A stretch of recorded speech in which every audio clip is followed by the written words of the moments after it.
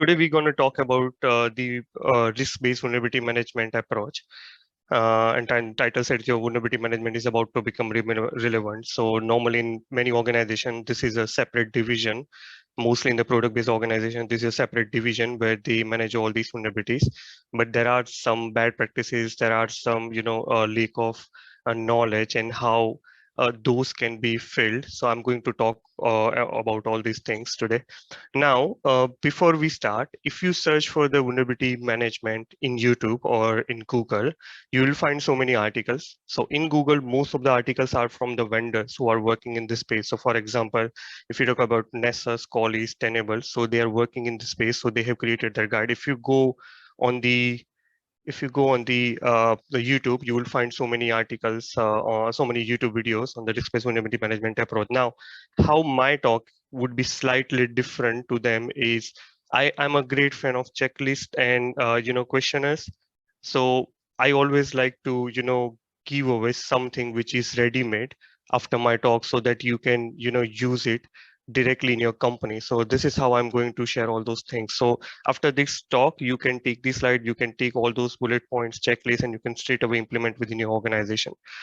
So let's start. So a bit about me. I have done my master's from UK in cybersecurity back in 2013 and 14. I have 9 years of experience. Krishna, do you know how can I disable this? Or maybe you would admit all those things? Because I'm not sure if this is going to keep coming. Chindan, I can take care. Yeah. Okay, that's fine. Okay, I have 9 years of experience in cybersecurity, and I have started my career as a penetration tester, then slowly moved into DevSecOps, worked for a small product-based company in India. Then I went to KPMG New Zealand and started doing management consulting. And in KPMG New Zealand, I was responsible for building threat hunting and threat intelligence capabilities for New Zealand-based clients.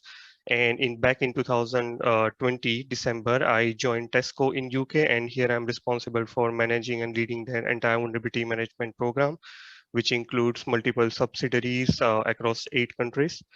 I worked in small security company, consulting company, product-based company, and Big Four. So I have got, you can say a bit of a hybrid experience in working in all domains.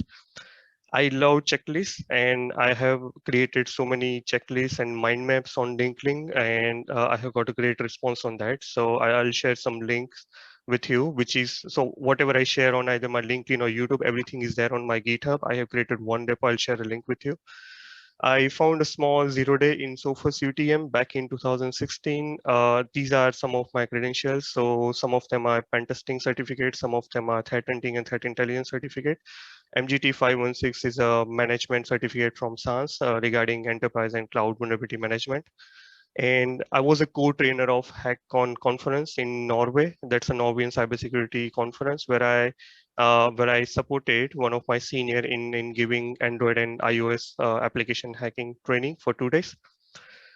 So let's start. So today, entire entire talk is divided into 4 parts. So I'm going to explain what is vulnerability management, how vulnerability management, vulnerability scanning, and vulnerability assessment is different from one another.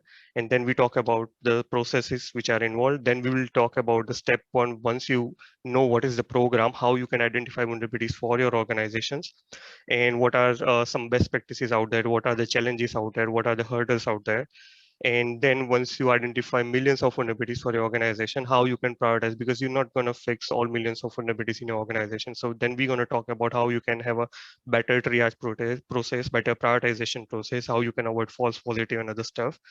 And once you have prioritized vulnerabilities, how you can take those things and go to the to the teams for the remediation, whether it's app team or network team or architecture team, or and then what could be the maturity model for vulnerability management. For example, you are having the entire program, and that's not going to be static, because over the time there will be a complex IT landscape, and then you will have to evolve with your vulnerability management program. So we're going to talk about all these things. So let's start. Let's start with some basics. So what is the key difference in vulnerability scanning, assessment, and management? So vulnerability scanning is a single activity can be accomplished by mostly automated scanners. So some of them are here and others are like Corliss, Nexpose, Core Impact and other stuff. It's mostly automated process because you take the assets, whether it's a domain, application, IP ranges, host name, and then you put them into the scanner. It scans them. It takes minutes, hours based on the scan time and configuration, number of assets, and then you identify all those vulnerabilities.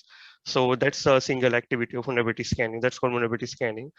Vulnerability assessment, once you do the scanning, you need to analyze some of the vulnerabilities and then prioritize that what vulnerabilities I'm going to discuss with the teams in order to remediate. So you do the prioritization, you do the analysis, you also check whether this is false positive or true positive.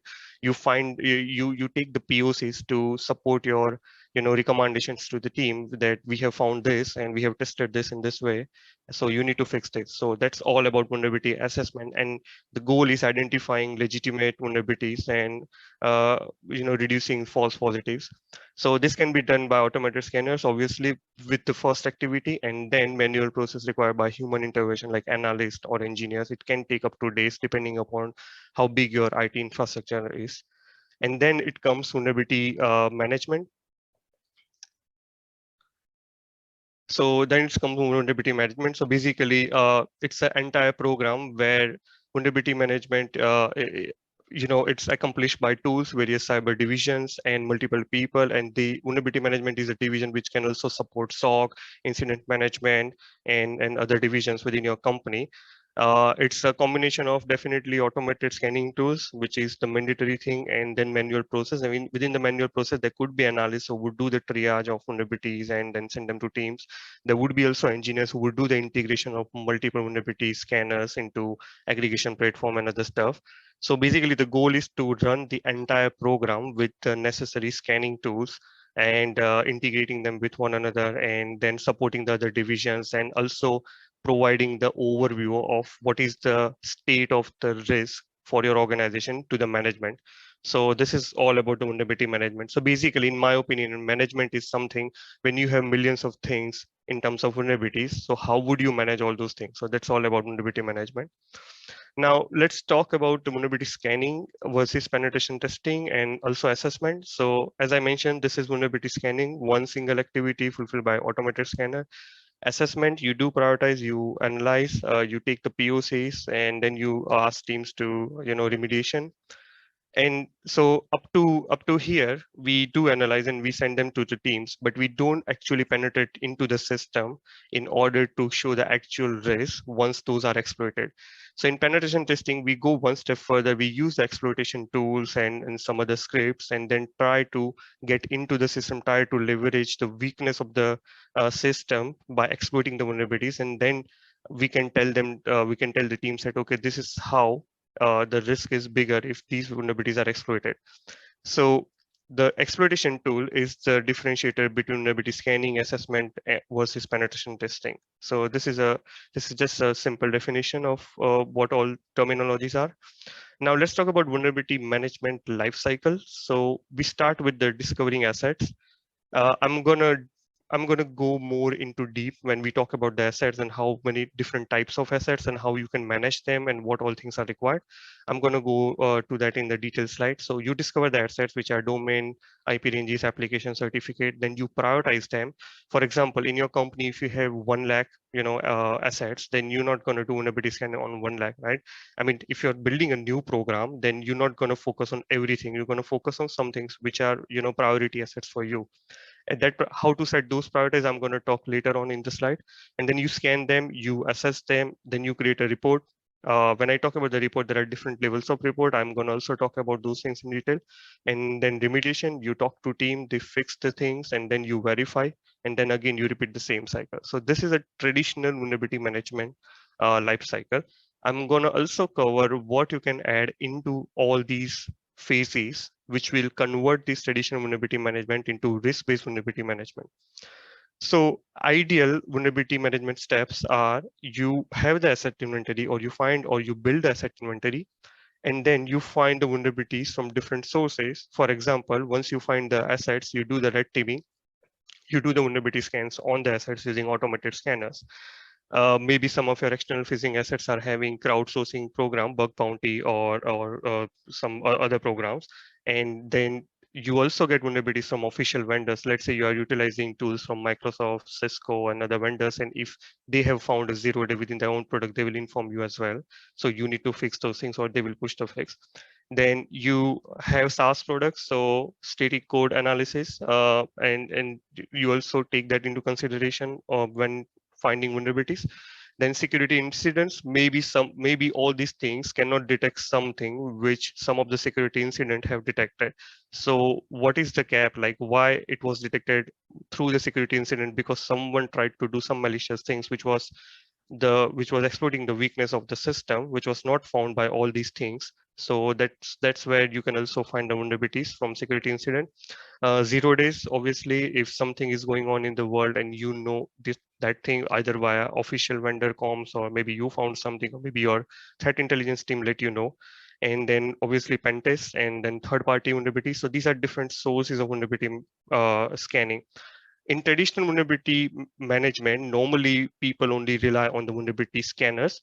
But I think, in my opinion, these all things should be integrated into one single pane of glass. So basically, once you find all these vulnerabilities from different sources, you do the risk-based prioritization and only take care of those things which are really required, remediation on a priority basis. And then you provide a single pane of glass to all the teams. And so basically, this is a portal where they can log in and they can check all of their vulnerabilities through the pen testing, through the vulnerability scans, through official vendor or something. And then you communicate these vulnerabilities to different teams, different asset owners. It can be application team, database team, infrastructure team. And for example, application team might fix the code based vulnerability. Infrastructure team might, remediate the vulnerabilities which are related to official patching of Windows or Linux servers. And some other team, network team, might close some of the ports, might put something behind the firewall ID, SIP. So these are the remediation things. So we find vulnerabilities, we do the prioritization, we provide the single pane of glass where all the vulnerabilities are there. We share that with the teams. Teams will do the remediation because we have already done the prioritization for them. They will verify, or maybe our scanners will verify, and then they again go back to that portal. So from here onwards, it's always a constant loop because we will always keep on finding vulnerabilities, and they will always keep on doing the fixing and remediation. So for this, there are different jobs around the world in terms of the engineer, analyst, and manager. So these are some of the jobs which I could find on the LinkedIn. So the point of this slide is to make you aware that this is a separate division. So when someone talks about the vulnerability management, it's not something that you can cover within the penetration testing or application security, because the term vulnerability is very commonly used. So this is a separate division. Like you have your network team or network division, like you have your infrastructure division and SOC division, SIEM division. So this is a separate division. And mostly, if you would have noticed, mostly there are product-based companies and consulting companies which are having these divisions. So which type of people work in this domain? So there are two types of people, engineer and analyst. And so if I talk about the application security testing or penetration testing or red teaming, only analyst would work in those areas of domains. But if I talk about the vulnerability management, there would be two type of people, engineer, analyst. And what is the difference? So let's talk about the difference. So engineer works more on the defense side. So basically whatever analyst would find, it would be the task of the engineer to remediate those things. Now, I'm not talking about the application team and they will have analyst and engineer. I'm talking about the vulnerability management team, right? So they build the things where they break the things or assess or examine or assess things to find the weaknesses in the system or assets. They implement and building security. They implement and build security where they assess and test the security. In the first point, when I talk about things, I'm talking about deploying the solutions. For example, via integration or via configuration, or you build something from scratch. And the second one, I'm talking about the security, testing security or building security.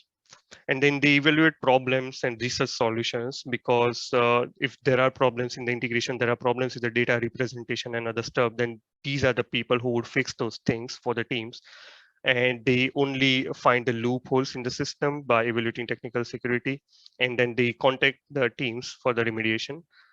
They leverage security solutions, configure them, deploy them, integrate them, they create the profiles for the scanning, they do analyze the data and make sure this data is relevant to the teams. And they only leverage the security scanning and pen testing and red teaming tools to identify weaknesses. So basically the engineer would know more of an internal architecture of how these scanners are integrated, what are the APIs, and how this integration is working for them, and what are the limitations of integration and some other stuff. And they know the internal security architecture as well as internal VM architecture, where analysts would know more about the they won't have more idea on the internal architecture, and they are more good at exploitation and testing weaknesses, creating POCs, triage process, and other stuff.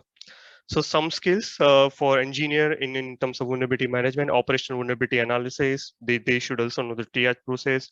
Sometimes if there are incidents, and they will be also involved in the incident response process, to share their knowledge of why this was detected, why this wasn't detected, what we can do in order to detect these things, because these things are not detected by our traditional vulnerability scanners.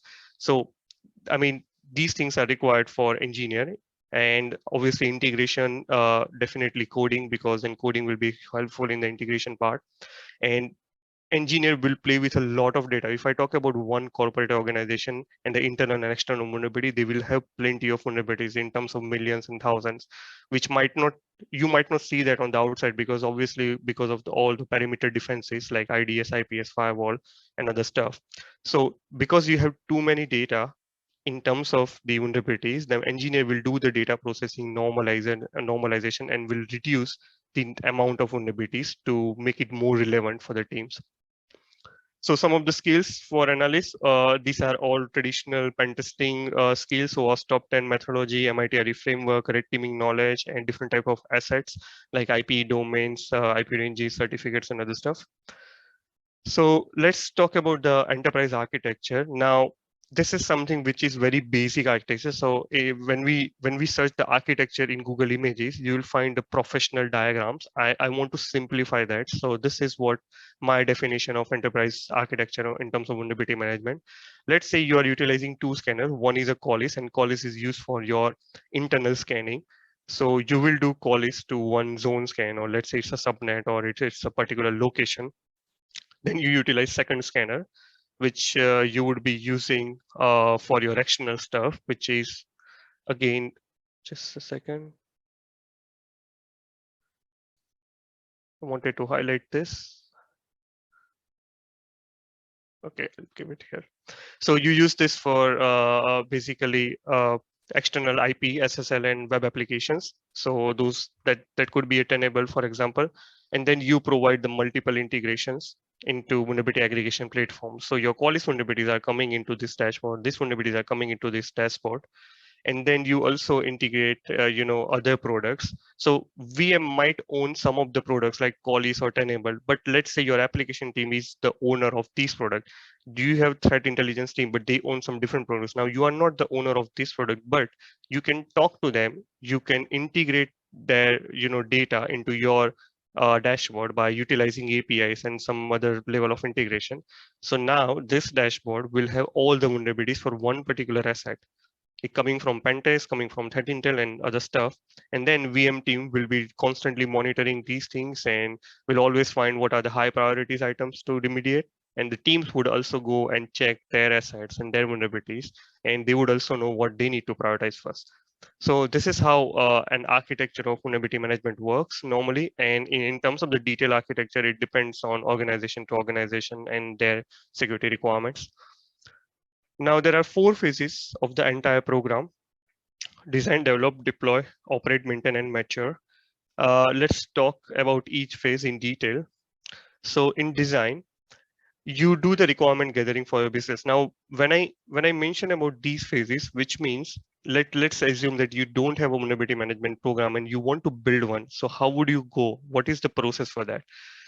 So from here onwards, most of the things are based on the checklist and bullet points items. So you can literally go to your different stakeholder, whether it's upper management or lower management. Then you can ask them, okay, these are the phases which I'm going to follow. These are the points which I'm going to cover, and I'm going to build a vulnerability management program. Again, these are not in too deep because obviously the limitation of time, but I have tried to consolidate everything into one. So requirement gathering for business, defining program goals. So basically you review the business requirement. Now, do you want to build a vulnerability management program because there is a requirement of compliance team, or there is a requirement from government, or there is a requirement because you have been breached, or because now you have a larger IT landscape. So that's why you want to start doing this on a proactive basis. So what is the business requirement? And not only these requirement why you want to start VM program, but also what are the requirements in order to scan things. So for example, if you if I talk about so if you're starting to build a VM program, then there would be different types of assets. So what are the requirements for considering XYZ types of assets into your VM program? So you do the requirement gathering and then review the compliance requirement, whether you are product-based company, or whether you are healthcare company. So what are the HIPAA requirements? What are the PCI DSS, ISO requirement in terms of vulnerability management? So you also need to take that into consideration, because you don't want to build something and after 1 or 2 years when ISO, HIPAA or PCI audit comes and then you fail in those compliance.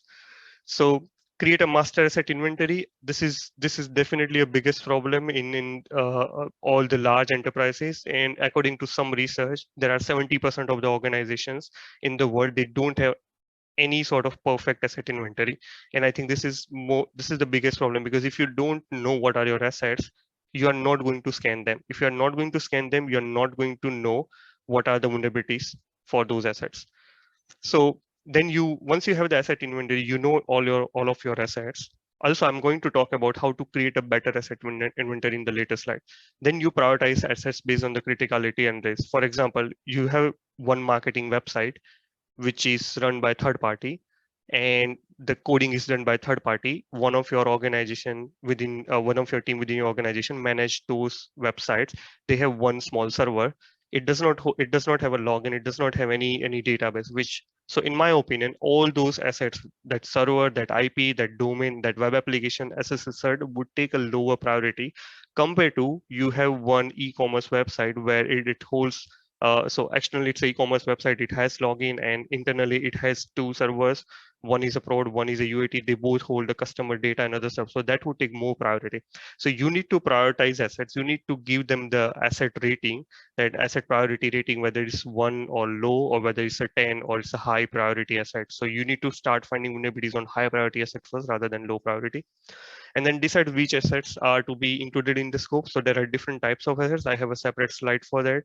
So normally asset types are domain, IP ranges, then SSL cert and web application, and then internal host name and some other stuff.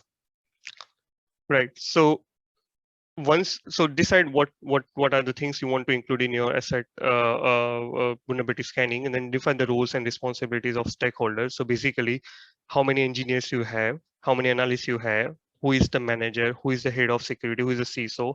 When you are doing something, who should be informed, who should be responsible, accountable, right? So basically, an engineer would be responsible for managing, let's say, the scanner configuration, scan profiles. If there are any changes, then they need to also inform the head of security, or maybe let's say vulnerability manager, and other people would be informed. So you need to create these sort of RACI metrics before you start, because until and unless you are your team or the other teams you're working with are not clear what are their responsibilities, it's gonna put everything into jeopardy. And then you communicate with stakeholders and on requirements and projects. So you're building a new program that's going to affect the other teams as well, right? So you need to have a transparent communication with them. So basically you need to tell them, okay, this is what we are thinking, this is what we have built as a framework, we are going to utilize these tools. We want to do a start scanning of your external facing assets, internal facing assets. If you are doing application asset, we might need authentication credentials, and it might also affect the traffic on your assets. Internal scanning, for example, if you are utilizing Windows Server and there is agent based scanning, so it's gonna utilize some of the OS based resources, right? So it's going to utilize the process, the disk space and other things. So you need to have these sort of communications to the teams. let them know what you are trying to do, how it's going to affect to them, and what are the risks. For example, they have a live website, and then you don't want to start scanning that live website with your millions of requests through your vulnerability scanners, right? And they don't know about anything. And maybe let's talk about the SOC. Then you start scanning, and SOC will be flooded with so many alerts, right? So you need to have a transparent communication, not only with security team, but also app team, infra team, network team. And then define and document how to measure success criteria, which is the most important point, because you're building something, but how you going to know whether you have built is the right thing or wrong thing? So I have a separate a list of criteria that you need to consider while starting or building the program. And then that will let you know that after 1 year or 2 year, how successful you are, whether 100%, 90%, what are the things which are required. And in my opinion, none of the security team around the world, let's say SOC, IM, VM, right, or SIEM, they are not 100% accurate. There is always a constant, constant maturity model which they need to follow in order to upgrade their maturity of the program. So I'm going to discuss about that in the later slide. Create an entire VM strategy with time frame. So once you finish 1 to 8 step, you need to start documenting those stuff. Create time frame, resources needed, how many engineers, analysts needed, how many other guys needed, and then regulation requirement and goals, success criteria. You need to start defining the policies and other stuff. And then calculate the budget, and then talk to the management. So management bias is definitely important, because then VM will utilize a lot of resource, a lot of budget from the upper management, whatever they have procured for all the security teams, because we're going to rely heavily on the security scanners, and we're going to renew those things on a yearly budget and other stuff. So I think management buying is definitely important. So in order to explain the management, you need to talk to them in their own language. So you are asking for this money because you want to do this. So that's the half of the thing, but you are doing this because you want to find this thing, and that's going to reduce the risk for the company, and that is the reason you want to buy this, and this is the cost. So I think that's a complete picture, because when you talk to the management, you need to talk to them in their finance tone. So basically it's a risk versus reward ratio. How much risk versus reward, as well as investment versus return. So how much they are going to invest versus how much they are going to return, right? So that's the thing. So these are all about the requirement. Now develop. So technical requirement gathering and vendor selection criteria. So you require the technical, requirements. So gather the technical requirements, security solutions needed, integration things, and how you would be reporting vulnerabilities to teams, whether via automated alerts or Zendesk or ticketing or Jira. And then various reporting for different stakeholders. Let's say app team might want detailed level reporting, which also include the code snippets or other stuff. Network team might require intermediate level of reporting. Management would only require the risk trend, whether it's going up, whether it's going down, what are the top 10 risks and other stuff. So you need to start gathering those requirements. Then identify where the automation can be done, because you don't want to utilize your engineer and analyst into BAU activities where the automation can be done. Now, when I talk about the automation, then there are different types of automation. So in let's say integration automation, and for example, there are some tools which are owned by Threat Intel team, and you are doing your vulnerability scan on all the things. Now they have the different types of vulnerabilities they can detect, because on the same asset which you are scanning. So you can integrate them into your solution and then automate those things to report back to Threat Intel team or some other teams and other stuff. So right, so automation is a very vague word, it's subjective. So there are different types of automation, and it always comes with the requirement. So mostly automation is in VM is all about prioritizing vulnerabilities, sending alerts to the team that you need to start pushing it, fixing and other stuff. So that's all about the automation stuff. And automation can be also a future automation. For example, in my entire IT landscape, let's talk about external for an example. I don't have any RDP port open, right? Now, RDP port on the external should not be open for any organization, but I can set a future automation in a way that if you find RDP port open ever in future, alert me either via Slack, via Teams, via email, so that level of automation can be also a part of the technical requirement gathering. Identify where process integration can be done. We already talked about this when different teams own different scanners or different tools. For example, cloud team, let's say Microsoft Azure, cloud team would have that security center, right? So they will also have their vulnerabilities. How, but you are using Qualys or Tenable, and Qualys and Tenable is not finding those vulnerabilities when, and the security center is not finding Qualys and Tenable vulnerability. So how you can integrate that into your vulnerability aggregation platform, and now you will have all the vulnerabilities into one place.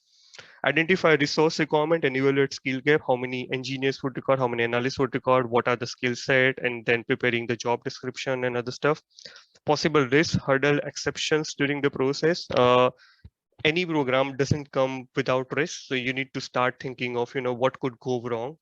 Maybe you don't have asset inventory, maybe you don't have a better prioritization process, or maybe you don't have, you're asking some requirements for the upper management, whether it is in the form of the budget or or whether it is in the form of the support from different teams, like let's say network team or architecture team.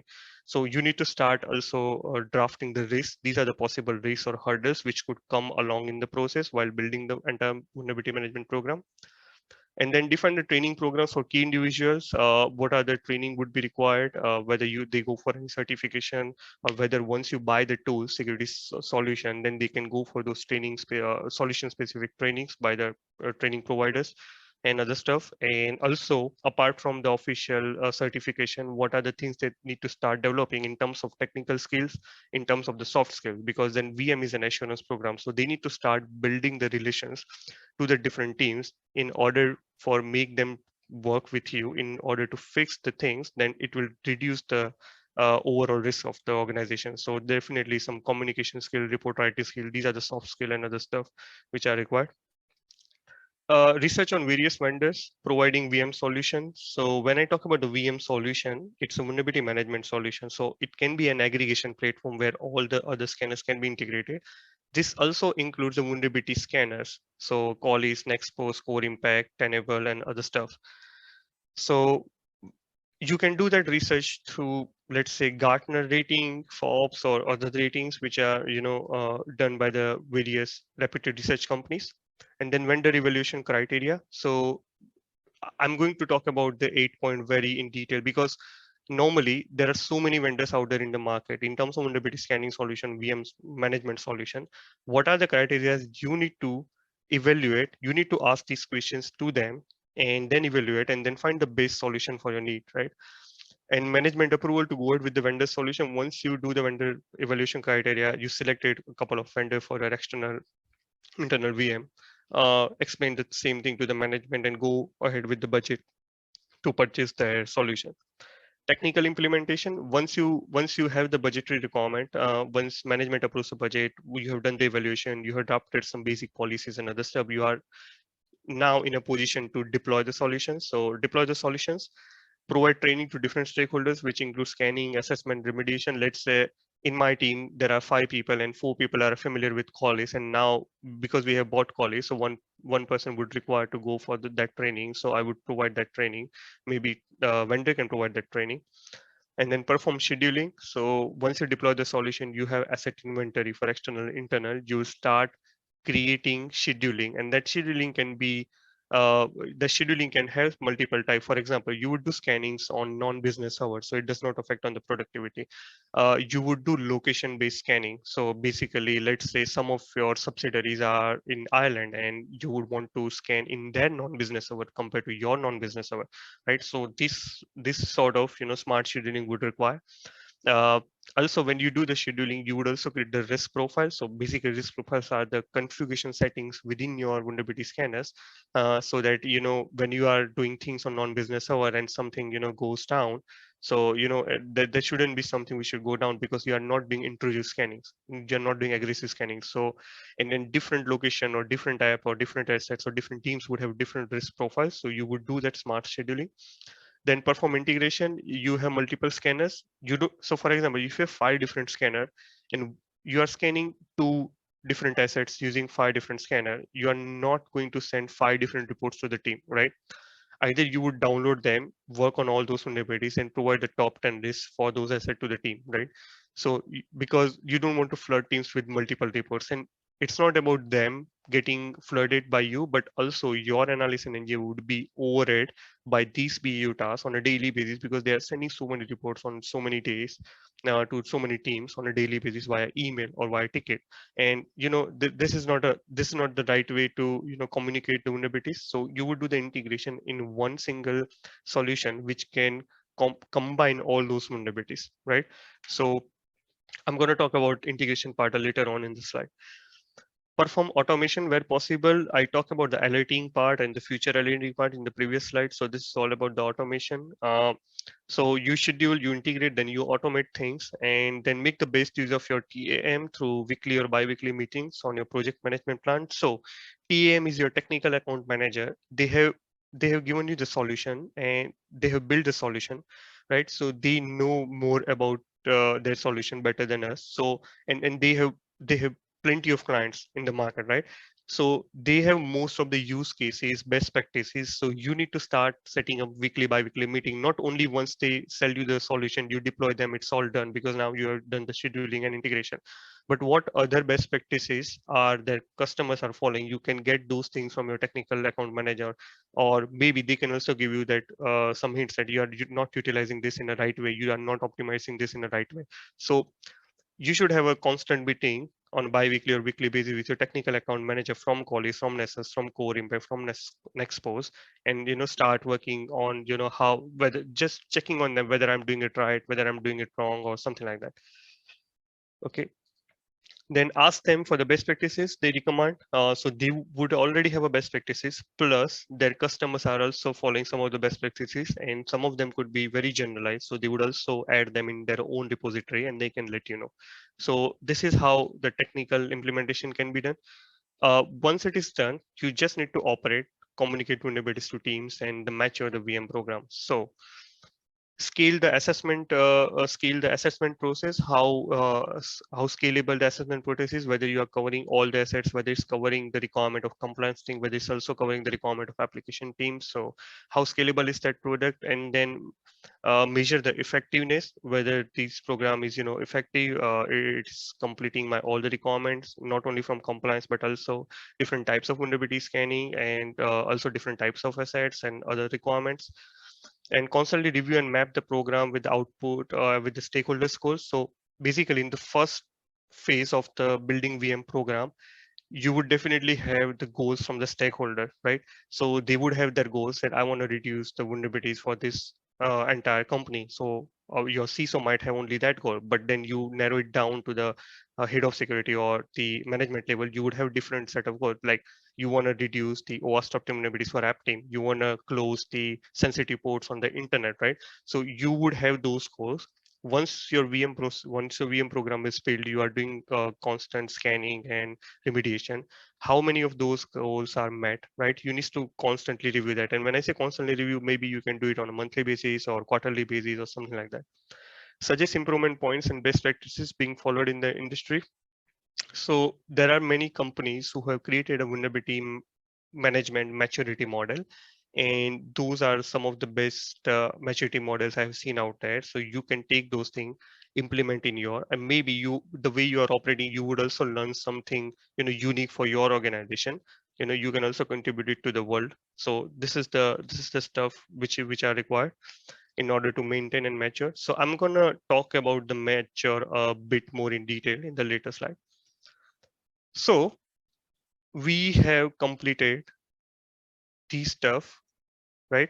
Now, when you develop, deploy, operate, or even design, there are some definite key challenges out there.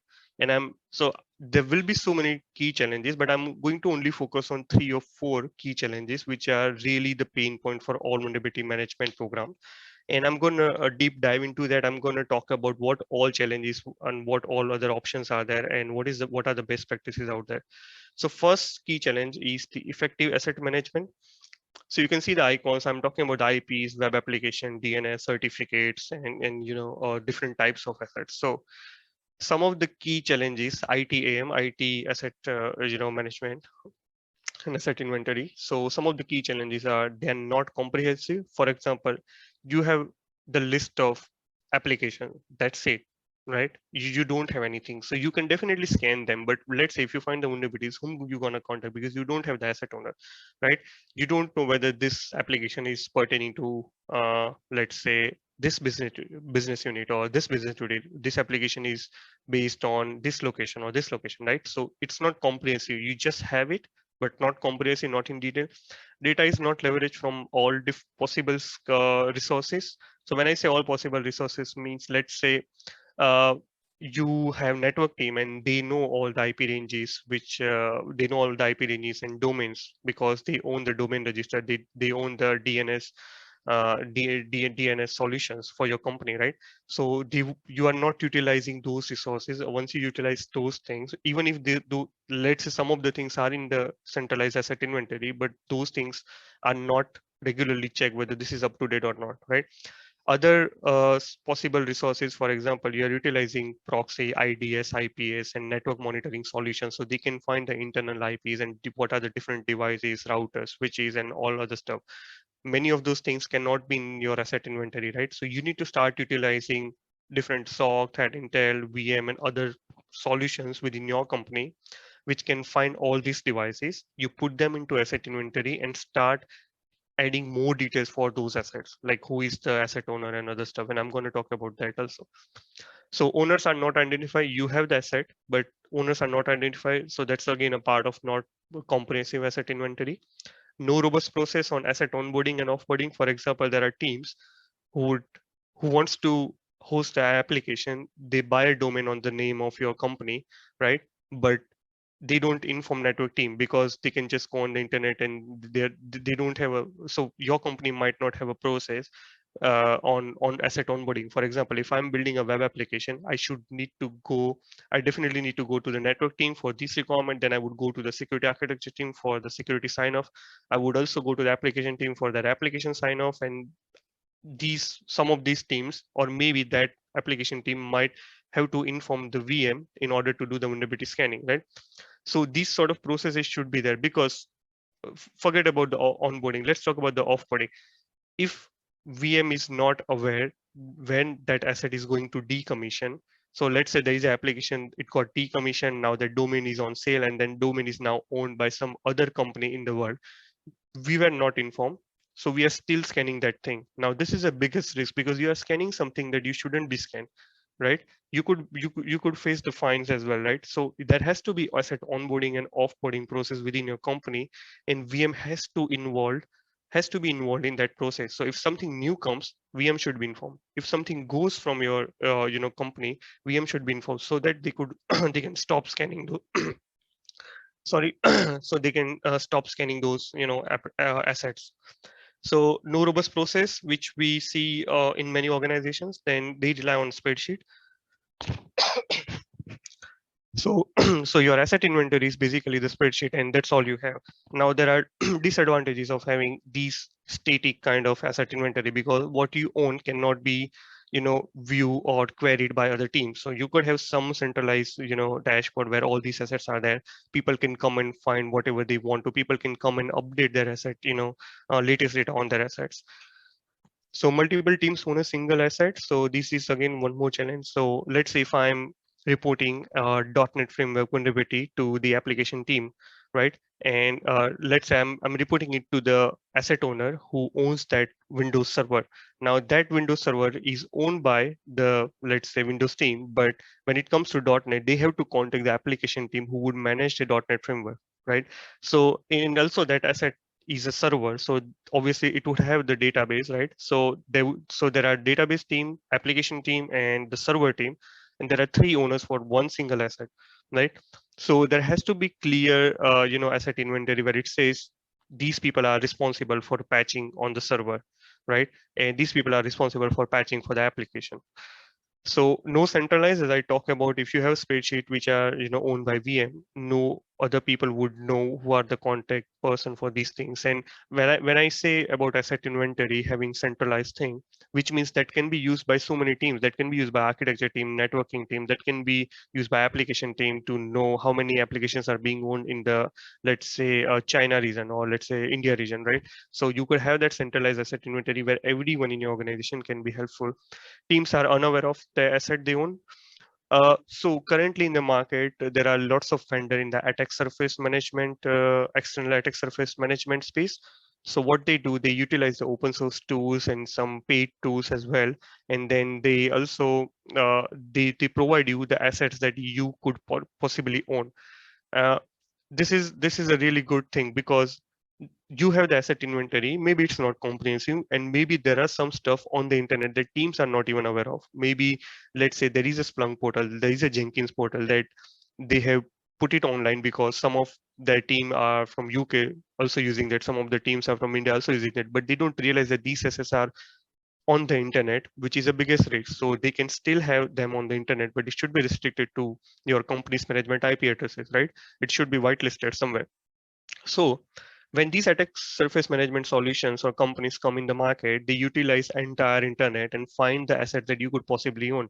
When you have that thing, you can compare that with your asset inventory and find those things which you didn't know are on the internet facing, right? And when we find these things and communicate to teams, then sometimes teams also don't know about those assets, and they suddenly realize, no, we need to either decommission this asset, or we need to either take this asset behind the firewall or behind the IP restriction or something. So these are some of the challenges. Then some of the asset inventories, they do not cover the cloud instances because it's always there is a dynamic nature of cloud. You can't have the static inventory for that. Mobile devices and other types of assets like, let's say, containers or IoT or OT and other stuff. So these are the challenges of asset management. Now, how you can build the perfect asset inventory? So have a centralized asset inventory, right? That will give a benefit to all the teams, and you can utilize that and asset inventory completely within an organization. When I say centralized, it should be also queryable. When I say queryable, which means let's talk about Splunk. You have a central asset inventory which is on Splunk, and it has all the details. And I'm going to explain what all details you should have for different types of asset inventory, domains, application, IP.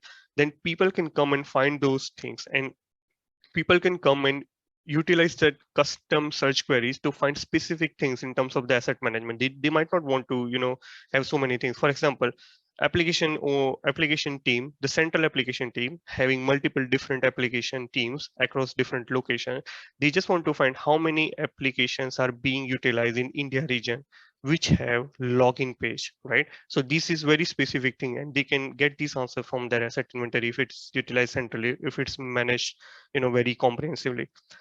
So the next thing is scanning tools can find neighboring devices, apps, and assets. So not only scanning tool, but also network monitoring tools and other stuff. I have seen some of the vulnerability scanners, when they scan some assets, they also find some relevant assets which are directly, indirectly connected to these assets, whether it's related IP addresses or related domains or related subdomains. So they provide you the view that these are some extra stuff they have found, right? Now you can take that thing, compare with your asset inventory, and check how many things are actually of your company, and then you can start adding them into first asset inventory with all those details, and then start adding them into your primary vulnerability scanners. So this is how you can utilize these different tools as well, even if you don't have a perfect asset management solution. Shared responsibility, because I believe VM team cannot have their VM team cannot own the entire asset inventory, because there would be so many things that VM team might not be aware of, right? So it has to be managed by network team. Some of the parts can be managed by security architecture team or application team, and they would give their own, data, and they will keep that thing up to date. And that's why it has to be shared responsibility. And what all details are required, I'm going to explain in some next slide. So work with different teams. So shared responsibility, you have to work with networking team, you have to work with application team, and not only application network, but whoever owns some asset within your company, you have to work with them, ask them what all assets you own, whether as IP, internal server, external server, Docker containers, other thing. Do you have your asset inventory which you are managing local? If yes, give it to us. How frequently it is updated? Start asking these questions to them. And once you have them, you add them into your own inventory, whether it's centralized, whether you are managing it. Have a robust tagging system. Tagging is really important because you could, you want to find certain things based on the tag, whether how many Windows servers are there, how many Windows servers are in UK region, how many Windows servers are in India region, how many servers are patched, how many servers are bad, what is the percentage of 2016 server, what is the percentage of legacy servers, let's say 2012 or something like that, right? So you should have these sort of tagging in your asset inventory so you can find things easily. And then classify assets. So you have millions of assets, you're not going to rate them all of them are high priority, right? Otherwise rating everything as high, which means you are not having rating at all, right? So you would find your crown jewels. Any company would have their own crown jewels. Those are the classified data, classified information that companies trying to protect from the external attackers, right? So if I have some let's say customer facing customer data or millions data in one of the database, that server is a high priority. Not only that server, but also the neighboring devices. So if I look at the security architecture, what all devices are connected to this database server directly, indirectly, those should be also the high priority, right? So you need to start, and you can classify assets based on the GDPR ranking or your own asset, or the data classification methodology, whichever you follow. Leverage Azure and AWS APIs. So within Azure and AWS, you can leverage their APIs. For example, one organization has their master account of Azure or AWS, and that master account will have different accounts which can be owned by different application team to create their applications on the AWS or Azure, right? You can utilize the master accounts API to find how many instances are up, how many instances are down, what is the average number of instances are up, right? You can utilize that, and then AWS and Azure, they both provide these sort of API. You can also utilize the master account to identify how many containers are there within your cloud environment, and you can start having those containers in your asset inventory. So you can utilize these APIs to also cover your cloud infrastructure, not only your on-prem. Now, in order to do all these things, you can achieve it via multiple methods. So 4 different methods are policies and playbook. You need to create policies and playbook, because when you talk to teams, you can't just go and ask the teams and they will say, okay, why should I give you these things, right? So you should have policies and playbooks which are written, approved, reviewed, and shared with the entire company, right? And then they will have then you can point them to these are the policies and this is the reason why we are asking you, right? So you need to have those things. And leverage the existing tool, which I already talked about, security scanning and networking devices. You can find more assets which are not, in asset inventory, right?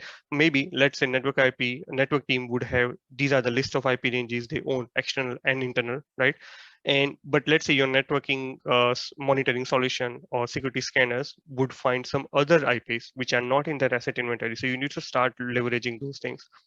And then use threat intel for external attack surface management and open source script. There are really good open source scripts out there. If you just give, let's say, google.com, and they will give you all those thousands of subdomains of google.com, right? You can utilize that thing, compare with your asset inventory and start finding the gaps. You can interview teams, basically ask them this question: how many assets you own? Do you have a proper tagging in place? Can you give us the list, how you frequently you update these things? And what is the process where we can get your frequent asset inventory in our own asset inventory, whether you can update these things on centrally and other stuff, right? So these are the 4 things these are 4 ways through which we can utilize all these bullet points and start creating a better asset inventory. If I talk about the priority, then maybe you can't see here. So this is the first priority, because we want to reduce the risk on the external facing. Start working for the external one, and then leverage the existing tools. This is the second priority. Leverage the existing tool to find more assets which you have external or internal. Start creating the policies and playbook before you contact the teams, right? Because once you contact the teams, you can you can redirect them to the policies and playbook and ask them, okay, this is why we are contacting you.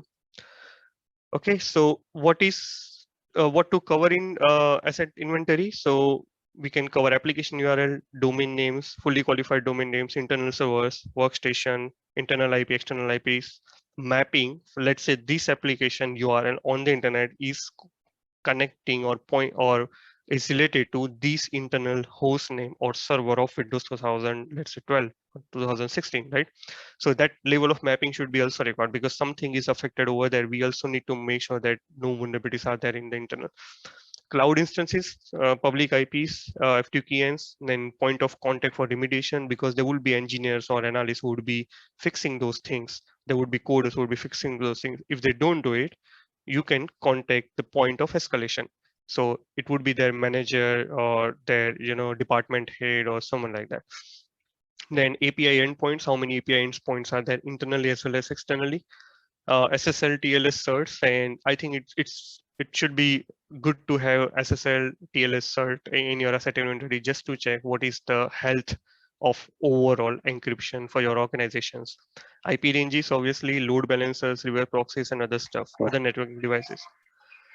Now, if so, these are see again, these are the some of the important things which I think should be there in your asset inventory. But now, if I'm going to give some examples of, let's say, domain application or web application URL or IP ranges, and what extra properties you need to have in your asset inventory. So these are the types of assets which you can have. If I talk about one type, let's say domains, what properties you could have for domains in your asset inventory, and these are some of the basic properties which I think should be there, but based on your business requirement and your company, you can have multiple things. So let's say domain name. Obviously, what is the purpose of that domain name?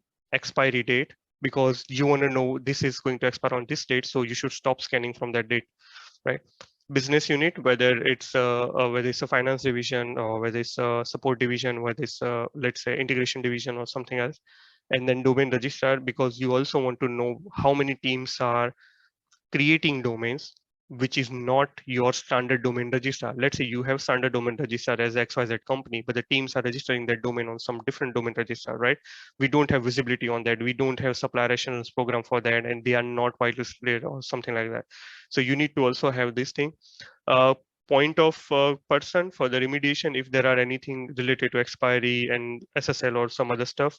Escalation, as I mentioned, date added in inventory, which is really important. So you might want to find that how many assets have been added in last 7 days, last 30 days, and then check that with your primary scanners, that how many of us we are scanning compared to what we have added in inventory, right? So date added is really important. Next review date, you should have, let's say, 60 days or 30 days, review process, because if the domain is not expiring for more than 2 years, that does not mean you shouldn't review this. Let's say that domain is still there, but let's say business unit might have been changed. Let's say the owner or that contact person has been changed because now he left the organization, right? So you want to find the right contact person for that domain, right? So that's why you need to keep reviewing these details on a periodic basis.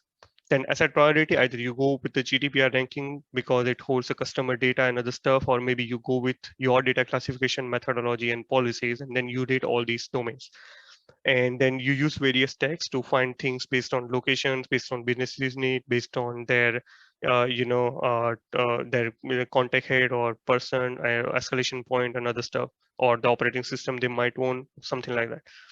So this is one type of asset. Now, second type is web application. Obviously, you need to log what is web application URL, purpose, expiry date, business unit, contact person, last seen active. It is really important because domain can be there, because some companies buy domains just to protect their phishing, brand. This to protect their brand from phishing. Basically, if I have a google.com and let's say I also buy GOO0 and .com, so I know that no one will be able to buy that domain. So if no one is able to, if attacker is not able to buy that domain, that means attacker won't be able to do phishing via that domain. So some companies buy these domain for years, they don't utilize them, right? So you need to see how many applications are last seen active on that particular domain. So this is really important. And contact person, escalation. Now, these are some of the extra web application properties you should have in your asset inventory if it is possible. And let's say your network team can help you in that. Let's say your security architecture team can help you updating these details. Is that web application is behind the enterprise firewall? Let's say Akamai, let's say Encapsula, right? So yes or no. So VM would know how many of applications VM can query this asset inventory, how many of applications are not protected through or are not taken behind the enterprise firewall. So you need to start having focus on those applications first, because those are exposed on the internet. Does it have a login page? Because if an application has a login page, then this would require the authenticated scan, right? So if no login page is fine, but if authentication is required, that means those assets or those applications would take little high priority compared to normal applications. Is it SSL TLS encrypted? Yes and no. So you know how many things are encrypted, how many applications are not encrypted, and you can contact, let's say, your SSL cert provider or network team to fix those stuff. You can basically the last 3 bullet points.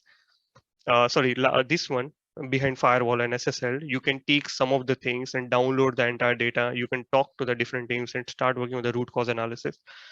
Internal versus external app, because as I mentioned, some of the teams, they really don't know. They have Grafana instance on the internet, they have Jenkins, they have some development portal, they have some Jira instances on the internet facing. In my point of view, these are internal applications, which means the colleague facing application.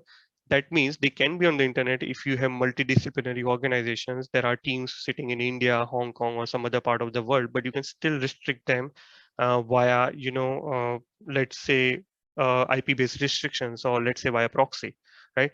So definitely you need to have this in your asset inventory. So if there are internal facing applications on the internet, you need to check whether these are behind WAF and they have login and they SSL encrypt and other stuff. So you can basically having all these things can prioritize so many things for VM. Date added in inventory, as I mentioned last time, next review date, and web application priority based on GDPR stuff or other stuff. And is scanned, sorry, I can't read these. Yeah, so out of all these things, how many things are being scanned in your primary scanners, which is really important. So from last 7 days, these are the things we haven't been scanning, which are the new things. So you will start adding those things.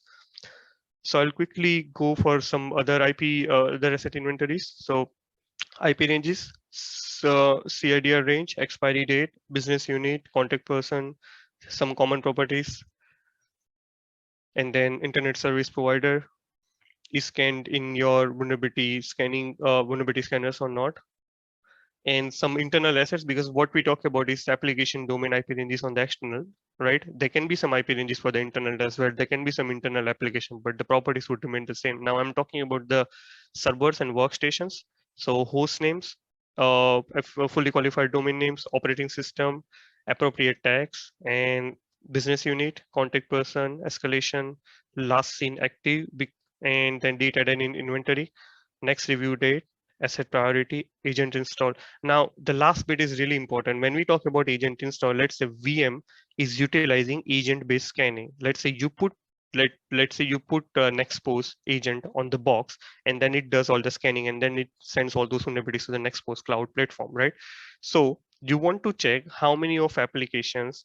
Let's say I'm having a customized query. How many of Windows 12 operating system having not Nexpose agent installed, right? And also I can also find if the Nexpose agent is installed, this was last seen before 1 month ago, then it means there has been something wrong with that server. Either it's not live, or either it's blocking the traffic to the Nexpose cloud, maybe firewall based, maybe some IP-based restrictions, or maybe proxy restrictions, right? So agent install is really important, and that agent install not only will solve the VM program, but can also some other program. Let's say your endpoint and detection tool can be Carbon Black or CrowdStrike. So you would also have that column in your asset inventory, which says that, okay, XYZ agents are installed. Also last in is this one thing. So people from other team can also know how many of assets are not protected by endpoint detection and response solution. So agent install is really important. And how many of those things how many of internal servers are scanned in your vulnerability scanning solution or not, right? Now, the second biggest challenge is the identification. So you can identify vulnerabilities from all these sources. I don't need to go more in detail because you already know about this thing. So the two things, crowdsourcing engagements are the bug bounties, right? And open source monitoring means I'm talking about there are specific scripts and solutions out there. Let's talk about application security. I'm talking about Nucleus, and now Nucleus is one of the tool which is open source, which is free on the GitHub. What I have found is you can find so many things using Nuclei which cannot be found by your traditional vulnerability scanners or traditional or commercial vulnerability scanner. So you need to start utilizing some of the open source scripts out there, and other things are pretty standard. Now, because you find all these things from different sources, there are some challenges. So you get false positive results from your scanners or from your other processes. Strengths and weaknesses of scanner. Maybe some scanners are really good at doing application scanning, but when you buy that product, right, you are not getting any other advantage because they are just specialized in the application scanning. And let's say you want to go for the product which can give you a package of different products, right? If you go for the Microsoft or Azure cloud, they can give you so many security products based on the subscription or based on the things you enable, disable, right? Compared to what you go for application security product, and which only serves one purpose. Now it can work for you, it cannot work for you based on your requirements. Do not cover business logical flaws. Obviously no scanner in the world would cover business logical flaws, and that is the reason you should also identify vulnerabilities from purple teaming, red teaming and penetration testing, right? Because they are also all related to vulnerabilities. Once you find them, also integrate your vulnerability scanning results, right? So that is the reason you should go for those activities to find business logical flaws. Use of multiple scanners and duplication issues. Let's say you are utilizing 2 scanners on a system. One comes by default with the other product, which you want to also utilize. One is your primary scanner, right? Now, if they both find the same vulnerability, but their write-up, title, description would be different. So how you can do the deduplication, right? Because when you provide a aggregation, when you provide the portal and people see that they have 2 vulnerabilities from 2 different scanners, so it increases the number, right? So how you can do that deduplication and make the relevant things for the teams to focus on. Now, authenticated scans, again, a biggest problem. I'm going to talk about the more challenges in authenticated and why it should be more focused. Access restriction due to firewall segregation. Let's say you can't scan everything internally because some of these zones are segregated. Maybe some of the things are air gapped or something like that, right? You can utilize the virtual scanner. So virtual scanners, let's say you have a commercial product, you can utilize that virtual scanner product and put them into that particular subnet, which will scan things, again, talk to the cloud, or maybe you download the reports, put them into your display portal for the teams. Dynamic nature of clouds, because there are teams would, utilize cloud in a way that you don't have to do a lot of things in order to build the servers like you do on-prem, right? It's simply one click, they build the server. Simply one click, they disable the server. So because of the dynamic nature, you can't have a perfect asset inventory for your cloud. So in that case, for cloud, you should have a dynamic asset inventory, right? So if I talk about some commercial scanner, then then there are some scanners which can utilize their connector for the AWS and Azure integration. So basically what they will do, they will go to AWS, they will ask for some basic permissions that they want to read. They want a read permission on the instances and other stuff, and public IP and other stuff, and take that information, put them into your scanner, right? So they have a connector which goes there, goes to the AWS master account, check how many different accounts are there, how many IPs are allowed based on these permission of AWS, and then give you the live asset inventory. And they keep on checking that on an hourly or minute basis. So you have now live asset inventory, right? So if your management asks you how many assets we have alive in cloud, there is no perfect answer, but what you can tell them, in last 30 days, on an average, these many assets are there on the cloud, right? So you can also utilize these connectors for Azure as well and AWS as well.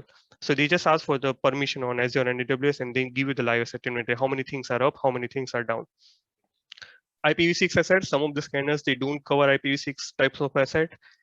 Coverage of scanners within the cloud, it's again one of the biggest challenges. And then there are some specific solutions, specific vendors which can utilize these things. Also in Azure and Azure and AWS, you can utilize the master account API to find how many containers are there in your cloud environment.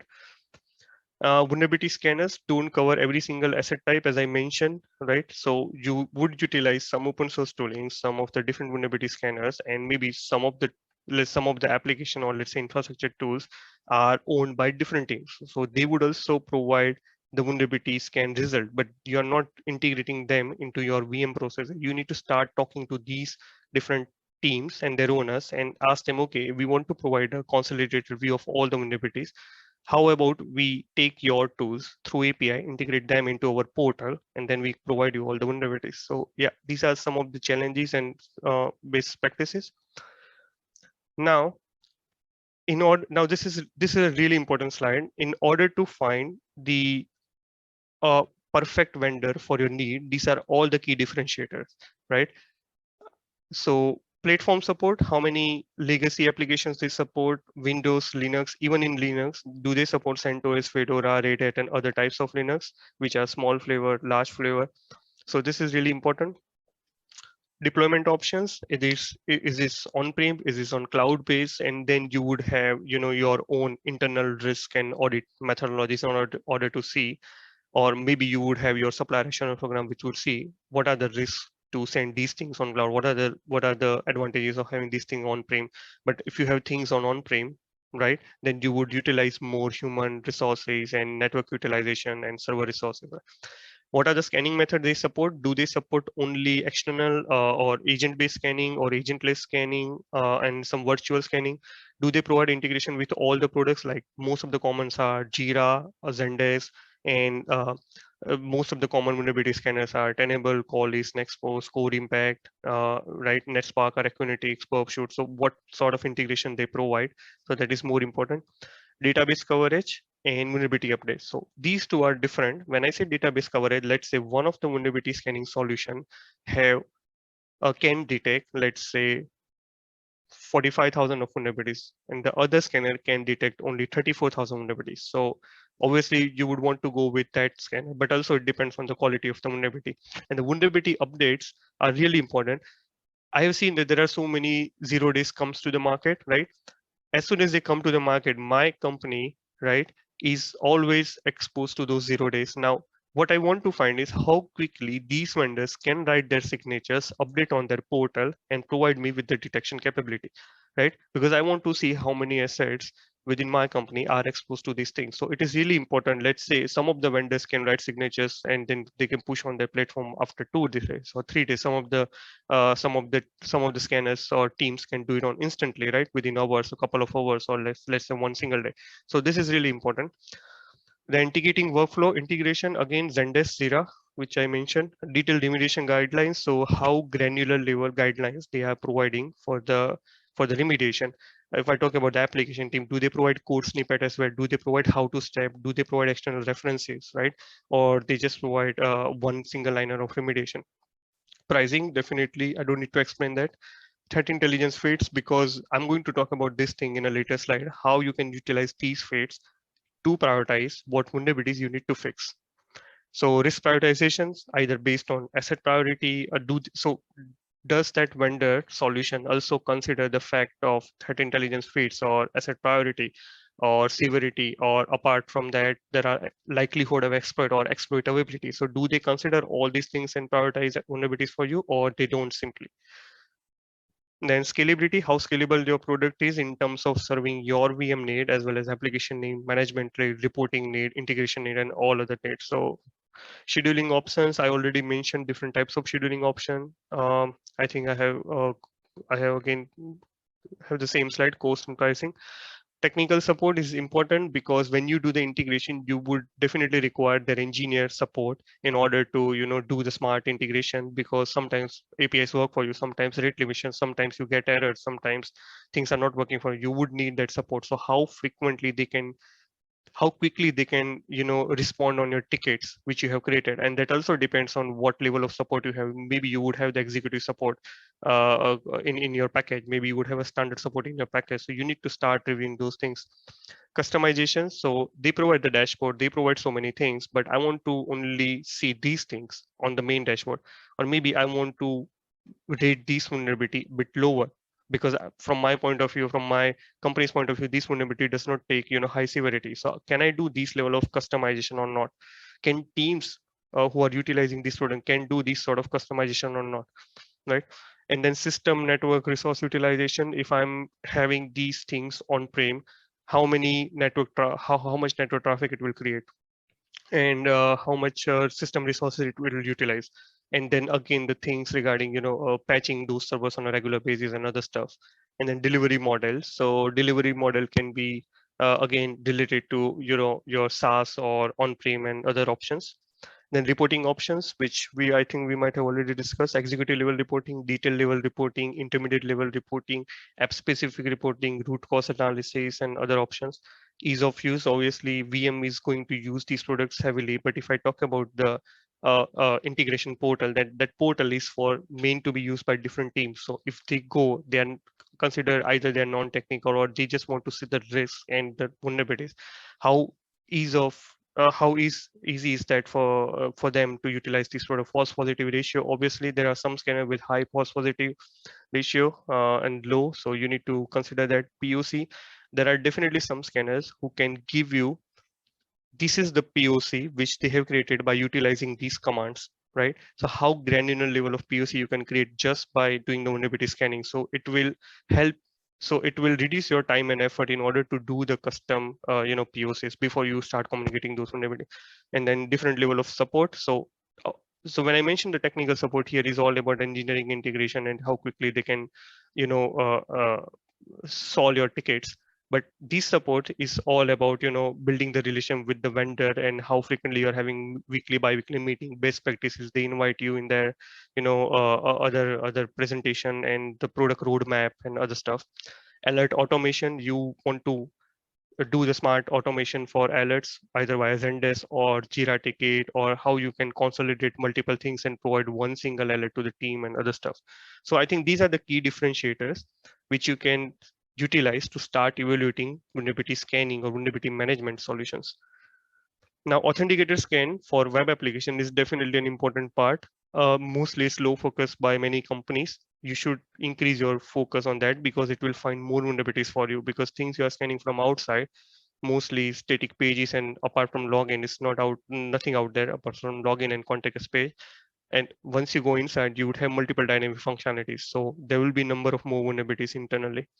Credential management is a bit of a problem. So you have, let's say, uh, 200 applications divided into 35 different teams. You would need to contact 35 teams to ask for the test credentials. And then once you get them, it's always hard for you to manage. Either you are managing through Excel, which is not a good practice. You're managing it through password managers, which is a good practice.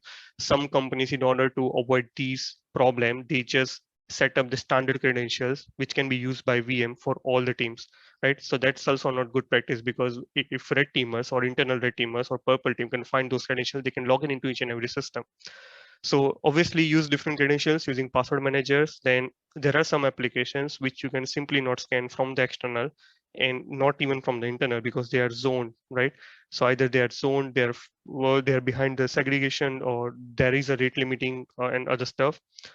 Now, in my opinion, above things can be, can be remediated by utilizing scans on PPA and UAT environment. You don't need to scan the live assets. You can scan their PPA or pre-production environments or UAT environments, which does not have a live data or any of the customer data, and remove all those restrictions which you are already there. So at least VM can scan those things, right?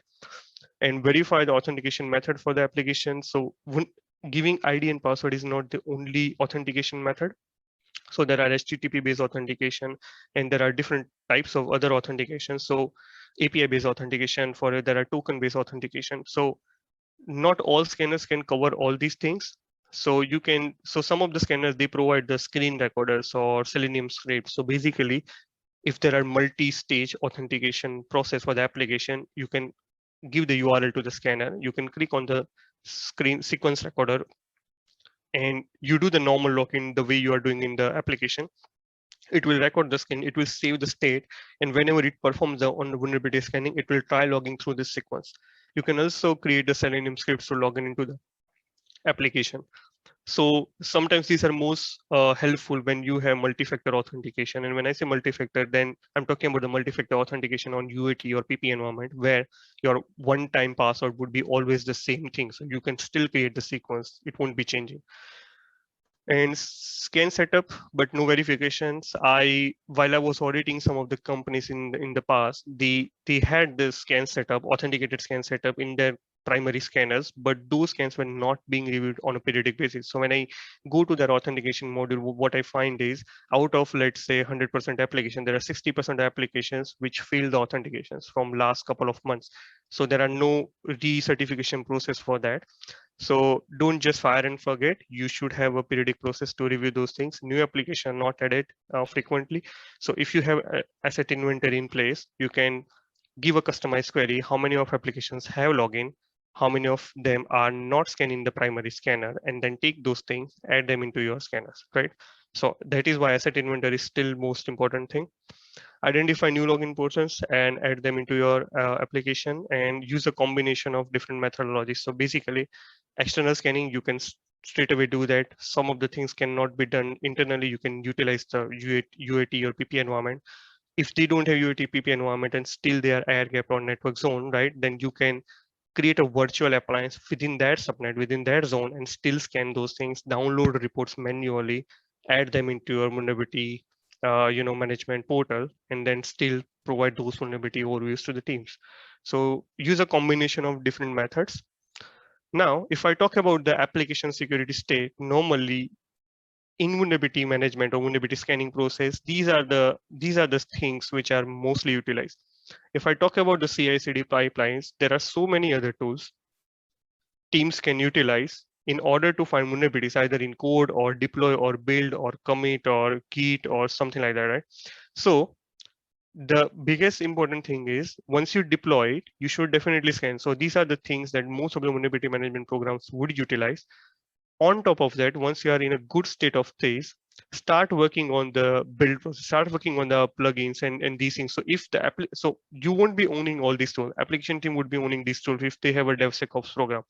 Once they own these tools, you can ask them how I can integrate these into my tool, and then you can have a code-based vulnerability for the same application having deploy-based vulnerability, right?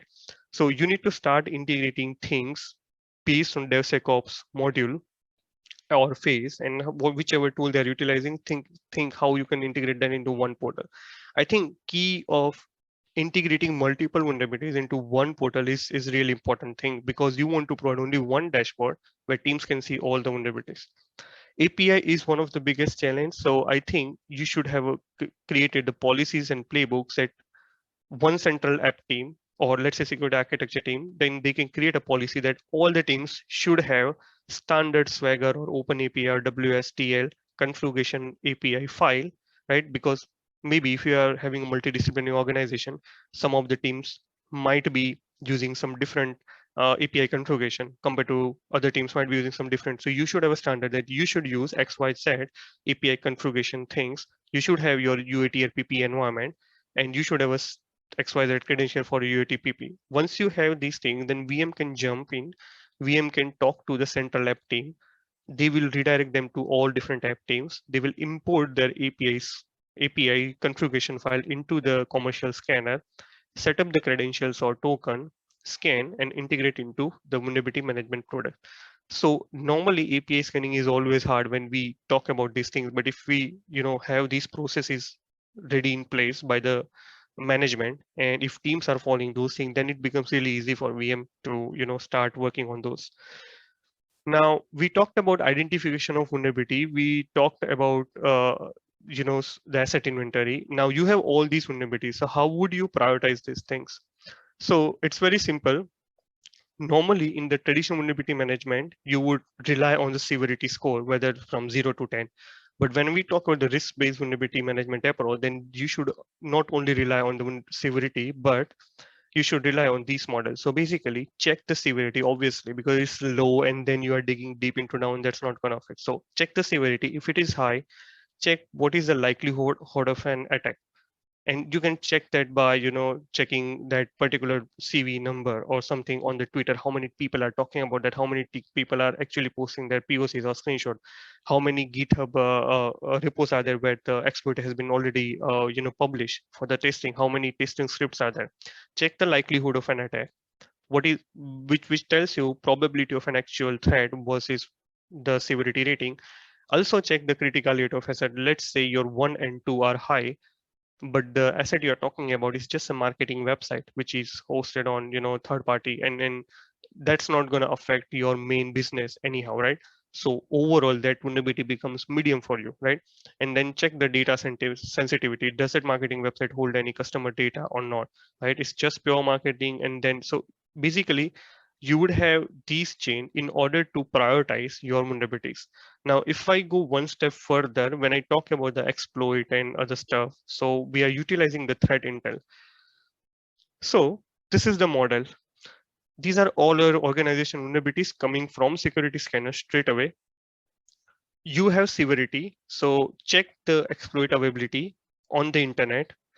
On top of that, you have threat intelligence. Either you have threat intel team or you have separate threat intelligence product for just vulnerabilities. Because even in threat intelligence, there is a brand protection based based threat intelligence. There is a code leak based threat intelligence. Let's say your code is leaked. Let's say your credential is there. There is a vulnerability centric threat intelligence out there. So there are some products which are doing threat intelligence based on only vulnerabilities and severities.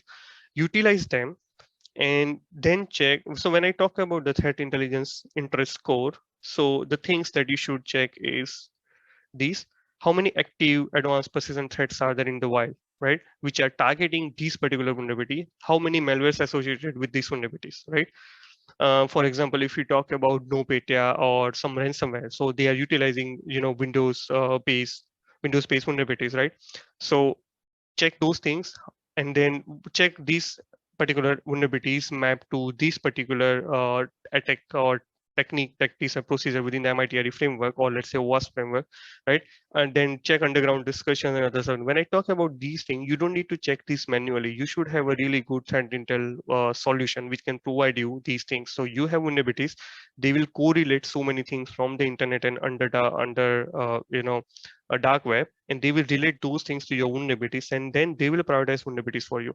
So once you have all these things, you check your asset priority. I think these are the things that you should prioritize, right? So these are the things, these are the top priorities for, and that is where the risk-based vulnerability management becomes different compared to the traditional vulnerability management, right?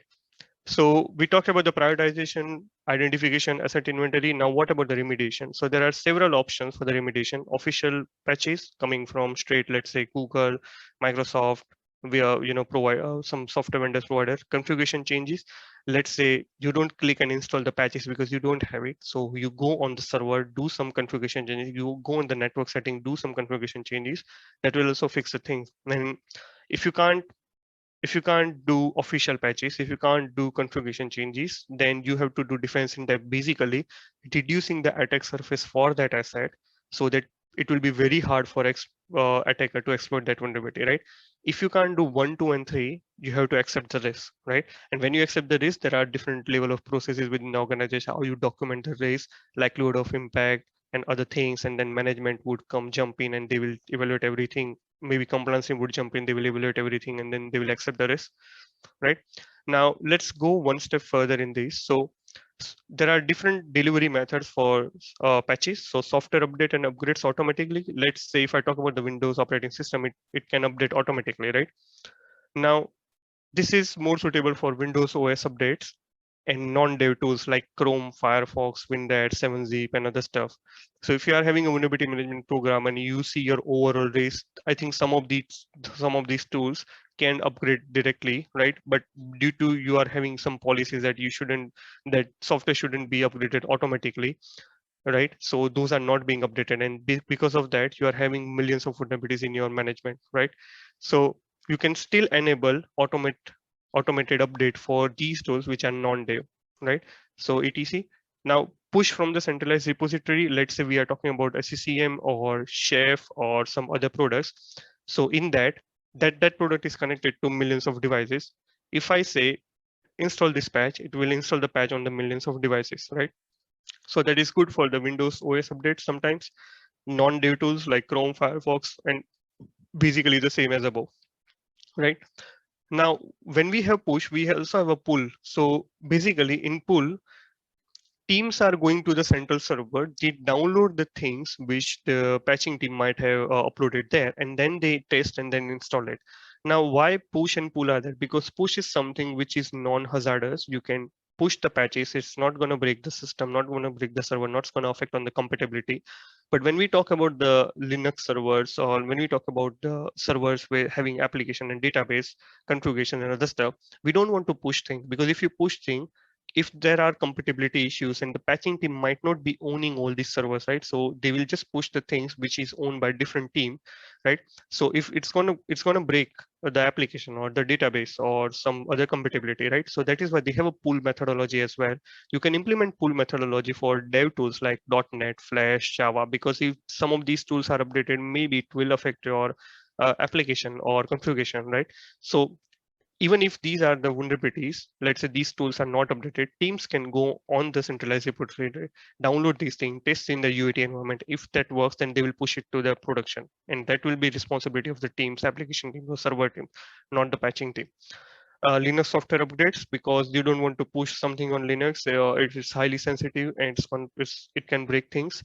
So these are the things. Now, third-party patches, let's say you're using some different VPN providers, right? So they will have their vulnerabilities. They will push it directly to your environment, which is okay, which can be a straightforward method. So SAP application or ETC. So ETC basically anything you consider in these category.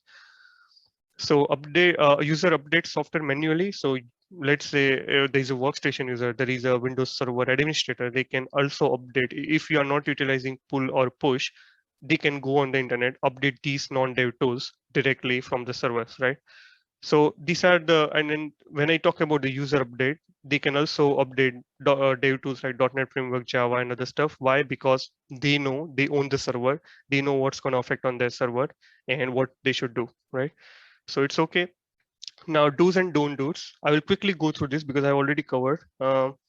So if patch is not available, then you can do the configuration changes. If you have no testing window, right, then you can do the configuration changes for the patches, right? And if you don't have, if you don't have UAT and pre-prod environment, then don't do configuration changes because you don't want to change anything, and that's going to affect. Change affects all other assets. So let's say you're doing some changes in the AD, which will affect the millions of devices within your organization. So you don't want to do this until and unless you have tested this very carefully, right? So again, whatever these are negative points, these are the positive points for that. So when you should do the configuration changes. So I think I'm going to pass the slide so you can review this. These are very straightforward. When you can use patch, when you can't use patches, if you can't patch, if you can't test the patches, if there are compatibility issues, if you don't have UAT prod to test the patches, then you shouldn't implement. And so basically negative and they're positive.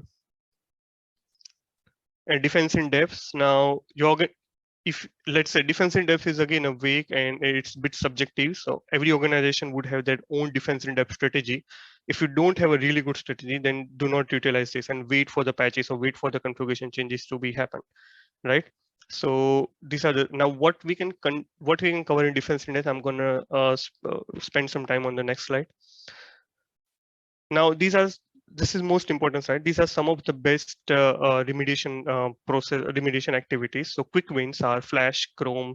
These are the software which won't affect the compatibility of the server. You can simply go and update these things like Java, 7-zip and other stuff. Approved build. So you are doing vulnerability scans for more than a year, more than 2 years, and you see a common pattern, right? So basically, in your organization, if someone wants to build a new server, they should only go and download the approved images of Windows 10 or Windows Server 2016 or 19, or let's say if there's a new joinee, they will go and build a new laptop for them, but it should be from the approved build. Now, what these approved builds are something which VM team is already working on those teams on a monthly basis. They scan stuff, they remediate stuff, and then once the remediated OS is there, then they will make that build as an approved build. So anything if people utilize from that build would not have vulnerabilities because VMS state team has already fixed. So I think it is a great way to utilize approved builds in order to reduce the attack surface. Firewall tweaks, ACL. If you can't fix things, you can block restrictions for that asset, which will also remediate the likelihood of an attack. Push method through the central repository, which we already discussed, working with network team, cloud team, and application team. So basically, you find a common pattern throughout a year that most of the RDP ports are open on the internet. Then you don't want to do a point fixes talking teams closing their RDP ports on the internet. You work with network team, ask them to write a policy that this should be enable on the internet, this should be not enable on the internet. They push their policies to the entire to company wide, and then we go and tell the team, say, okay, this is the policy, you shouldn't have network team, and there has to be a tech wide comms where people would release these policies and teams would start closing the reports. You can work with cloud teams in order to fix the cloud vulnerabilities, like how many instances are up, down, what are the common vulnerabilities you find. Maybe even in cloud, you can go for the approved cloud images. So cloud team will create approved images which won't have any vulnerabilities. So teams should start utilizing those. If you're doing a vulnerability scans on application from last 2 years, 3 years, you would find a common pattern. Most of the teams are not good at cross-site scripting, or they are not good at SQL injection, or like, so you would know what are the root cause issues. Maybe those developers need some training. Maybe developers are okay in writing code, but maybe deployment team would need some training in order to follow the best practices. You can find these root cause, work with these teams head, and try identifying and remediating the root cause rather than sending all these vulnerabilities over the years. In order to so harden your images based on CIS benchmarks. So if it's Windows, is even if the software Apache, or let's even talk about the Zoom application or something, you should follow CIS benchmark to harden that thing in order to reduce the attack surface, and then do the vulnerability scan and fix other stuff which is not covered in CIS benchmark, and then make it those approved builds.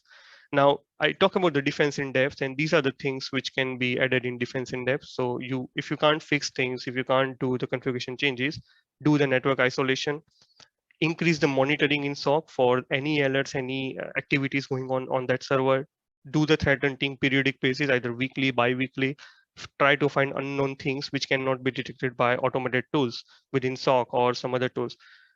Maybe you can put them behind the firewall, increase the coverage with IDS, IPS, and also access the auditing. So how many teams are having access for that server or that application?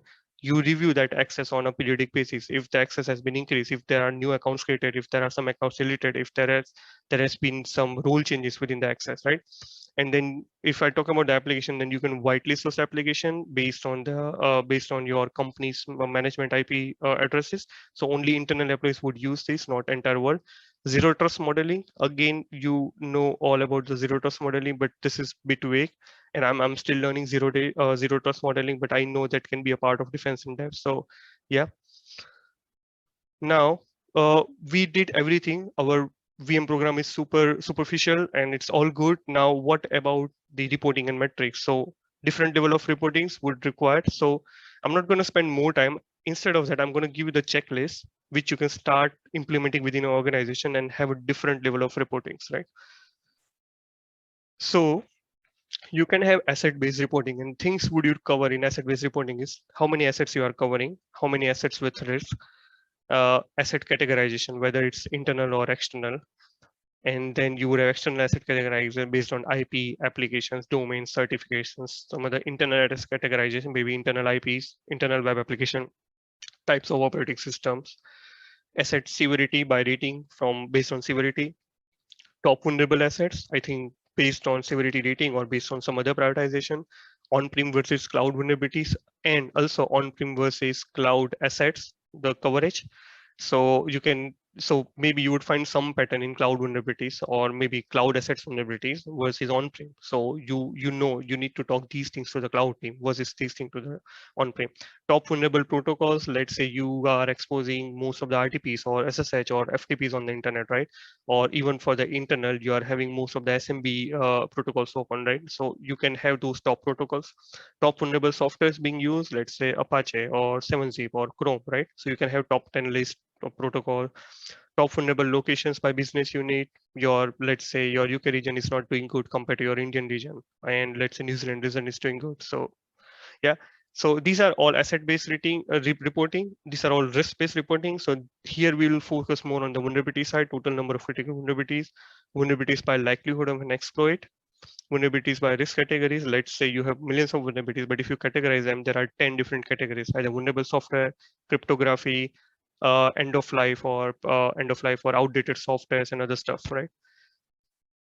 Vulnerabilities by impact. So if they exploit millions of vulnerabilities, these are the top 10 impact we can have within our organization, either phishing, data leak, privilege escalation, top vulnerable locations by BU, or then you map all these vulnerabilities either with MITRE framework or OWASP top 10 framework or some other stuff. percentage of Windows, Linux estate fully patched. So it's a patch management report which you can have and report to the management that this is the current status of the patch management within your company. Top patching categories.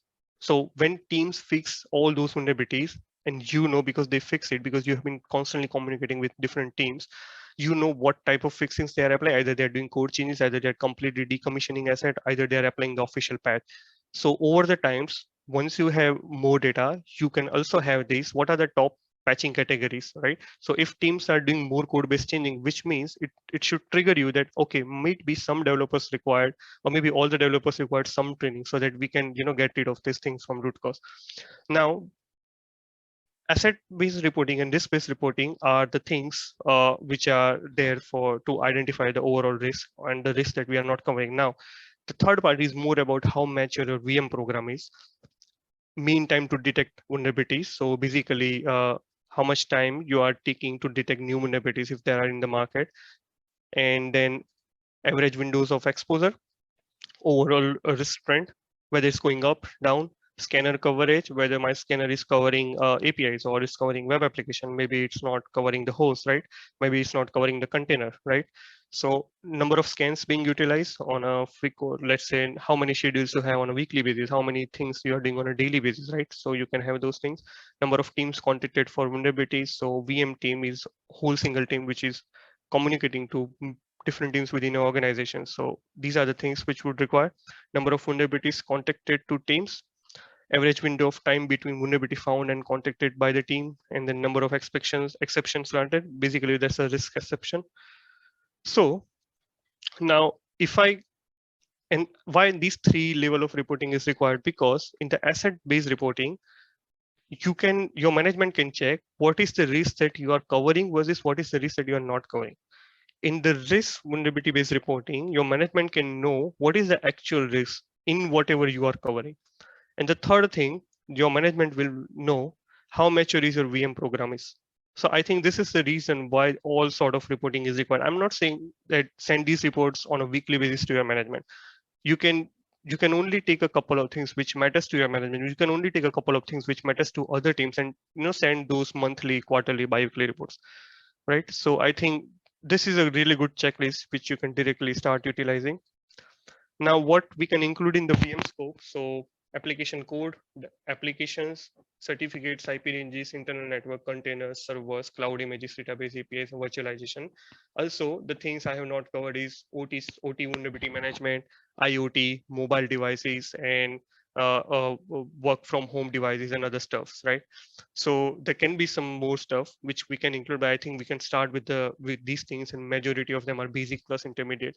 So if you have already done that, you are really in a good state of vulnerability management program, and you are progressing towards the maturity of the program. Now I think we are just about to end the slides, so bear with me, please. So if I talk about the vulnerability management maturity model, this is the maturity model. I have taken that from some official report. I have also shared the reference link. So here you are not having any policies control. It's a bit reactive. When teams ask you or whether management asks you, then only do that. You have most of the things, manage and categorize and other stuff, and then process. When we talk about a define, that means that's where you will start digging into the root cause problem and the other stuff. Here you will start utilizing external sources of threat intel, and you will do the risk-based prioritization. Here you will customize, optimize so many things and reduce your false positive and other stuff. So I think this is the maturity model.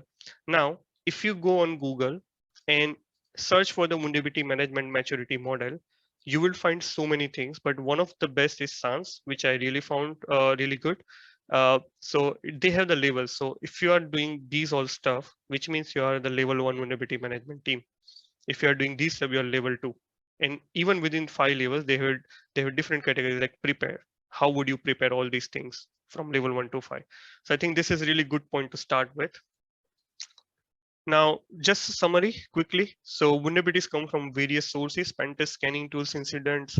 It's hard to manage them all. And companies struggle to provide single pane of glass for all vulnerabilities to the teams because they are flooding with all the reports, right? And prioritize risk-based vulnerability management. perform efficient VM in cloud because it's very dynamic. So I have shared some practices like you can utilize Azure and AWS APIs. You can utilize, AWS console security scanners and then integrate them into your vulnerability management product. You can utilize Security Center for Azure. So I think these are some stuff which we can do. You can utilize the vulnerability scanners, Azure and AWS connector to generate a dynamic asset inventory based on whatever things are up from last hour or last minutes or stuff like that. Perform root cause analysis because you have been doing that for 1 year because you don't want to keep doing that thing. You want to fix things on root cause. So that's important. Automate and orchestrate BAU activities. There would be some activities which are boring, which you can definitely automate things. Maybe you can use Phantom, or maybe you can use some other automation tools and you can automate those things. Understand what different level of reporting is required, and I have shared the checklist with you, so you can start having those reportings. And then solution. So all of the solution is you need to simply mature your VM program, and this is not the things you can achieve within 1 month or 1 year, right? This is an ongoing thing and it will still take time. If you don't have a VM program, it's going to definitely take a time because currently the environment of IT landscape is very complex compared to what it was used to be in 2012 or 13. So that at that time the program was very simple. You utilize a scanner, send them and other things, but now we have threat intelligence, threat hunting, SOC. So I think it's going to take some time if you start building those things, right? So I think, so that's all. Now, this is again one more really important slide. So I shared this with you already. This is a traditional vulnerability management life cycle. And I think this is the last slide. So if we add these things into asset inventory, centralized asset inventory, attack surface analysis, map assets and other things, add these things into this, right? Asset priority, use of threat intelligence, data classification, customize risk profile, in-depth authenticated scans, recast your vulnerability. So recast your vulnerability is important because you don't want to report on something which is a low risk for your organization. Integration, and then reporting. So you can have all this level of reporting. Patching, you can have these sort of patching and root cause analysis and verifications. So my point is, there was a traditional VM program when I introduced that slide, and now we have learned all these things. If we apply all these things into all these phases, that becomes your risk-based vulnerability management program. So this is the key. Previously, we were doing a reactive stuff. Now we are doing more of a proactive stuff, which becomes your risk-based vulnerability management. So I think that's all from me. If you want to contact me, you can use my name, Chintan Gurjar, on LinkedIn. And this is my email ID. This is my Twitter handle. I am the Froggy because I like Froggy. That's my nickname. Nothing suspicious.